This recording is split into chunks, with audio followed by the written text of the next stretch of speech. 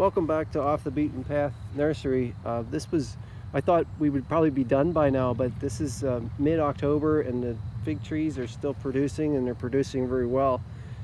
It's sort of amazing to see how big they got, considering all of them were dead to the ground, and most of them are 10 feet tall in some cases. So I want to show you just a few of them that are continuing to produce and produce well.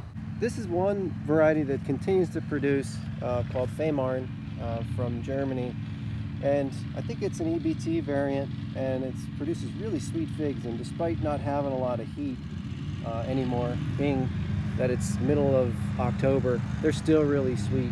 And I've probably gotten, maybe 2 dozen from this particular tree. This is just a few, these are a few branches from Susser George, which I believe is probably my sweetest fig. I mean, it's a big fig, and it's just absolutely sweet.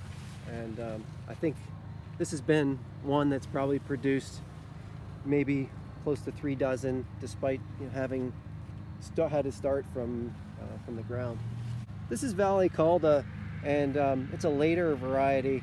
I really didn't think I'd have any chance in ripening any of these, but it turns out that I probably got maybe 1 dozen from it, and they are really delicious, but on the late side. But it really is a tall tree.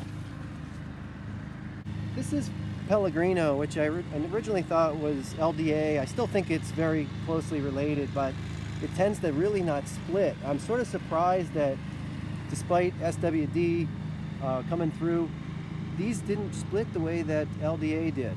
So even though LDA probably produced more, these produced more edible figs. Spoda Nosh, one of my favorite honey type figs, it has a slight banana flavor. I didn't really think it would ripen very many, but it certainly has done pretty well. One other nice surprise was Colonel Littmans.